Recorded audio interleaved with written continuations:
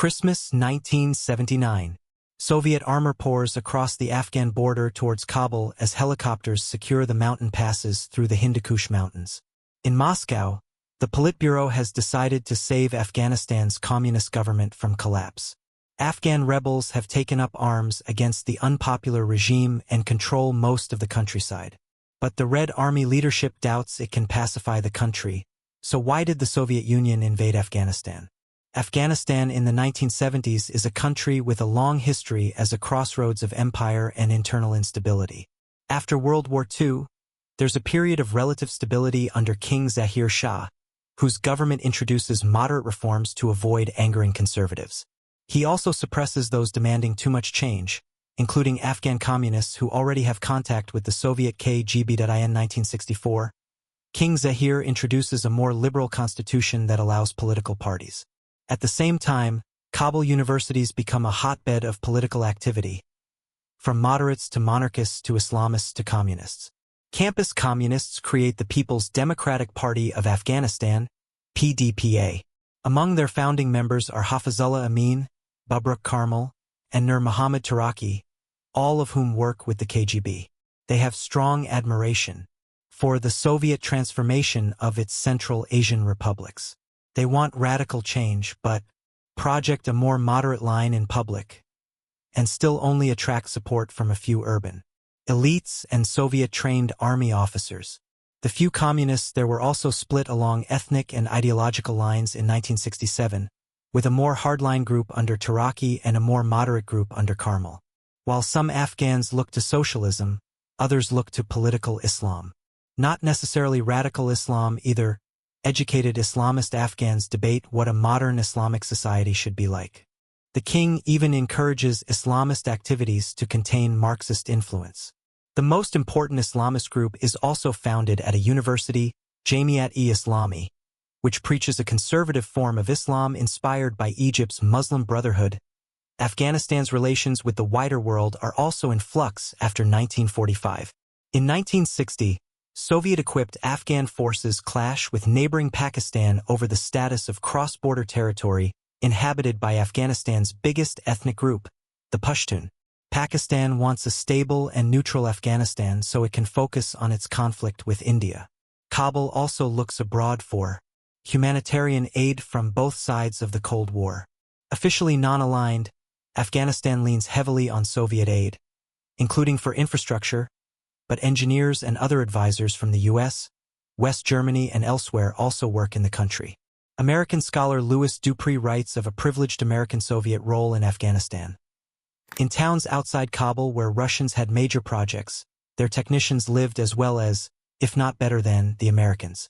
They had spacious hotel and apartment accommodations, lavish commissaries, private theaters, Olympic-sized swimming pools. Many Soviet technicians genuinely felt disturbed when ordered home after a tour of duty. Like their American counterparts, they had never had it so good. The modernization program and international aid help create a small urban middle class in Afghan cities. The countryside accepts new infrastructure but resists social changes that make some headway in cities like women's education and rights. By the 1960s, Afghanistan's modernization is falling behind other developing states, and King Zahir is still reluctant to further democratize the country, partly due to his fear of communism. In 1973, Muhammad Daud Khan takes power in an army-backed coup. At first he works with the moderate communist, but soon excludes them and rules as a strongman, silencing any opposition and purging the civil service and officer corps. Afghan Islamists oppose Daud's progressive policies and harsh rule, and Pakistan's intelligence service, ISI, provides them training and equipment for armed resistance. After an ISI-supported Islamist attack against Afghan government buildings in 1975, Daud imprisons, executes, or forces them into exile. Many Islamists flee to Pakistan, where President Zulfikar Ali Bhutto's government allows them to settle in the hopes of creating a thorn in Kabul's side. Former engineering student Muhammad Eshak remembers the escape to Pakistan. "We took part in an operation in the Panjshir Valley in 1975, and we were defeated. Then we had to retreat into the mountains, and it was very dark. We had to stay at the top of the mountain. We did not have enough clothes because we were coming from a warm area, and I think I got sick. We could not get warm, but we could not move because of the enemy. The Islamists are split into several groups based on ideological disagreements, but they claim legitimacy among hundreds of thousands of Afghans who also flee into Pakistan. Daud reaches out to many states for development and military aid, and asks the U.S. for intel on Soviet intentions even as he strikes an economic deal with Moscow and starts to improve relations with Pakistan and Iran. Soviet leader Leonid Brezhnev wants to maintain decades of Soviet investment and influence in Afghanistan, and advises Daud during a Moscow meeting in April 1977. Some NATO personnel in northern Afghanistan who are spies and are a security risk to the USSR should be removed. But Daud brushes him off. Afghanistan is a free and independent country, and we will not tolerate anyone telling us who to allow and who not to allow to work for us. In April 1978, demonstrations break out at the funeral of a prominent Afghan communist. In response, Daud arrests PDPA leaders. Now, though, the Afghan communists are better organized, have united the rival factions, and enjoy KGB support, they have infiltrated some state institutions, including the army. Daud's regime has lost support among the middle class, and communist army officers rally troops loyal to the PDPA. Tanks roll into Kabul while jet fighters scream overhead, and PDPA troops kill Daud and more than 1,000 of his followers in fierce fighting. The 15-year-old Afghan remembers the announcement of the Soor Revolution on April 27, 1978. We could hear Radio Afghanistan playing revolutionary songs and the repeated statement, "The revolution of 7th Soor has been victorious and the armed forces of the country are in control. We congratulate the people of Afghanistan." The teachers told us to clap and then go into class. After only a few hours, we went home. My father asked why I'd come home early, and I explained it all to him. "God bless us," he said. "The future is not good." The coup comes as a surprise to both the Soviets and the Americans, and each thinks the other is behind it. But the Afghan communists have seized power on their own, and under a revolutionary council led by Taraki and Amin, they implement a radical program.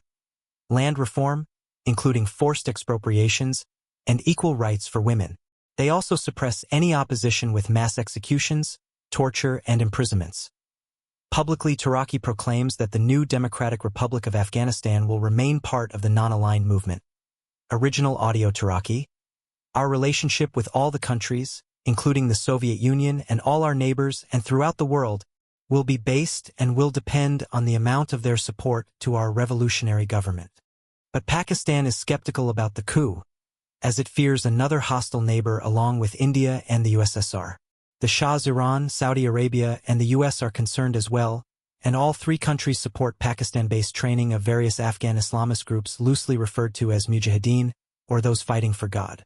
The Soviet Union, on the other hand, cautiously welcomes a communist Afghanistan, and the two states soon agree to more Soviet advisors and $250 million in military aid. But Taraki and Amin want more, and the Soviets are concerned about the PDPA's actions. The party strains under infighting as the radical faction purges the ranks and exiles moderates like Karmal. It also struggles with a deeply religious population and traditional social structure. PDPA thinkers believe clergy and tribal leaders are feudalists holding back progress, but the Soviets advise them to carefully divide and conquer their class enemies. Taraki, though, maintains a hard line. These agents of colonialism, who hatch conspiracy under the mask of religion and faith, have been plotting for many years against progressive movements in different countries. They should be uprooted like a cancer tumor from the body of a patient.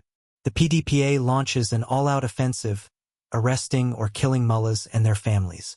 The population turns even more against the communists, and the Islamists position themselves as saviors of Islam and the Afghan people. Local uprisings lead to Mujahideen control in much of the north and east. The PDPA responds with more violence, carried out by the secret police, the KGB-supported intel agency, and Sarandoi paramilitaries. All the while, the internal split between Taraki and his ambitious protege Amin deepens. The PDPA's grip further weakens in 1979. In February, unknown militants kidnap U.S. Ambassador Adolph Dubs and hold him in central Kabul. Then Afghan government forces with KGB involvement botch an attempted rescue, Dubs is killed, and the U.S. stops aid programs. In March, a week-long uprising begins in Herat. An entire army division mutinies after being ordered to quell protests. Kabul sends in more troops. The protesters then kill those suspected of connections to the PDPA and lynch Soviet civilian advisors and their families. The government puts down the uprising at a cost of between 300,000 and 25,000 dead. Another revolt in Kunar province ends with 640 deaths in Kerala village, witnessed by 16-year-old Muhammad Ashik. My father told me to get up and run. And I ran to the mosque. Behind me I heard the sound of gunfire. From the mosque I saw soldiers take more men to another field and shoot them. A worried Taraki asks Moscow to INTE ravine to shore up the Afghan government. Almost nobody does support the government. In Kabul we have no workers, only craftsmen. If Herat falls, then the revolution is doomed. Uprisings have emerged throughout the entire country, and the army is too small to be able to pacify the insurgents everywhere. The Politburo, though, is shocked at Kabul's brutal reaction to the Herat uprising. We gave them everything, and what had come off? Nothing of any value. After all, it was they who executed innocent people for no reason and told us that we also executed people in Lenin's time. You see what kind of Marxists we found? Moscow begins to consider military intervention to keep Afghanistan within its sphere of influence, but not all agree. Head of the KGB Yuri Andropov is among the skeptics. On December 12, 1979, the Politburo secretly decides on regime change. Amin will be toppled and replaced with moderate Afghan communist Bubruk Karmal. To help the new Afghan government, they will also carry out a limited military deployment against Islamists and possible Iranian or Pakistani intervention. At the decisive meeting, Soviet Chief of the General Staff Nikolai Ogarkov warns against it. We will alienate the entire Muslim East and suffer political damage globally. Andropov, though, interrupts him. Focus on military matters. Leave political decisions to us, the party, and Leonid Ilyich Brezhnev. 380 Defense Minister Dmitry Ustinov gives verbal orders to prepare an invasion force. The Soviet invasion of Afghanistan will be carried out by the newly created Soviet 40th Army. 2 motor rifle divisions, an air assault regiment, all in all about 52,000 men in the initial force. Additionally, in Operation Baikal 79 1 Airborne Division, plus 1 airborne regiment will directly airlift into Kabul and Bagram airfields, then seize key buildings in and around the Afghan capital. Military transports will land 7,700 men, 894 vehicles and 1,062 tons of ammunition in the first wave. A further 2,000 men are already present in Kabul and Bagram from earlier deployments. The Red Army incursion is meant as a show of force for 6 months, and the new Afghan government is to do most of the fighting. Soviet Ambassador Fikryat Tabiev tells Amin on December 22 that the USSR will officially send troops within days, news which Amin welcomes as he has requested them 4 times already. Amin is confident. Comrade Stalin showed us how to build socialism in a backward country. It's painful to begin with, but afterwards everything turns out just fine. The Soviet force will enter Afghanistan from the northwest and northeast, and advance along the ring road connecting the main cities, and which had been built by the US and USSR years before. On December 25, the first Soviet troops crossed the border. 1 pincer secures Mazar-i-Sharif, Kunduz, and continues towards Kabul. Helicopters escort the ground troops and drop advanced guards to secure the crucial Salong Pass tunnel. The other Soviet group sets out on December 27 via Herat, Shindand, and then to Kandahar. Simultaneously, the airborne forces secure key buildings across Kabul. But that's not all that happens in Kabul that day. For weeks, Soviet special forces have assembled in Kabul preparing to eliminate Amin. The invasion will be portrayed as friendly assistance, but nothing could be left to chance. GRU Colonel Vasily Kolesnik is in charge of the plan. Soviet military intelligences. Muslim battalion flew into Kabul on December 10, supposedly to protect Amin. There are also 2 KGB teams, Zenit and Gram, and a company of air assault troops, all in all, about 560 men. Amin and Taraki had suggested the creation of the Muslim battalion to allow Soviet troops to keep a lower profile. It consists of soldiers from Soviet Central Asian republics to appear more familiar to locals and wearing Afghan uniforms to blend in with Afghan troops. The initial plan has to be redrawn after Amin moves to the Tajbeg Palace on December 16th, although since the Soviets are providing part of his security they get detailed plans of the arrangements at the palace. Still, the Tajbeg is a tough nut to crack. It's on a hill, the surrounding area is mined, and there are Afghan army barracks and 3 Duggan T-54 tanks nearby. More Afghan troops with tanks and anti-aircraft guns are in the vicinity as well, bringing the total to 2,500 men defending the palace. The Soviet attack force is split into 12 groups. BG-1 will neutralize the in-place tanks. BG-2 is the main assault force. With 6 BMPs, they will storm the palace via the main road and take out guard posts along the way. BG-3 will outflank the palace from the west. The other groups will pin down Afghan troops, take out Afghan anti-aircraft guns, and provide fire support, including with 4 ZSU-23-4 Shilka self-propelled, radar-guided anti-aircraft weapons and grenade launchers. Command, recovery, and medical teams are also nearby. Operation Storm 333 begins on December 27th, and Amin still believes the Soviets are on his side. The Soviet divisions are already on the way here. Paratroopers have landed in Kabul. All is going well.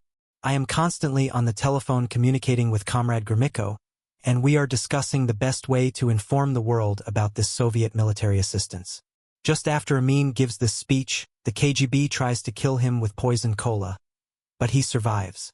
Meanwhile, Soviet teams launch sabotage operations across the city to confuse Afghan forces, including Soviet advisors removing batteries from tanks, or KGB agents crippling the telephone network. Still more Soviet units quickly take important government and infrastructure buildings like a prison, the post office, DRA General Staff Building, the TV and radio center, secret police headquarters and defense and interior ministries. Colonel Yevgeny Chernyshev records his impressions in his diary. The movement of the paratroopers' convoy through the city could be tracked by the sound of gunfire. As our units approached the targets, gunfire erupted, and tracer rounds streaked across the sky. The Afghan guards were ready to defend themselves. Yevgeny Chernishev's diary for 1979. At the palace, Kolesnik's force runs into trouble. Although Amin believes at first the Soviets are on his side, Afghan forces are on guard after the failed cola poisoning. BG-1 engages, but the shooting causes DRA forces to raise a general alert at 7:15 p.m., so Kolesnik orders a general assault with fire support. DRA troops knock out several Soviet BMPs of BG-2, so the Red Army troops continue on foot and reach the palace at 7:40. They storm the lower floor and heavy fighting ensues. Meanwhile, BG-3 takes losses approaching the other side of the palace, but eventually reaches the palace under cover of the Shilkas. Other groups successfully pin down Afghan units outside the palace, and 2 groups help the stalled BG-1 to eliminate the dug-in tanks. Colonel VG Salkin remembers the attack. First, KGB special units stormed the palace, then some Spetsnaz troops followed.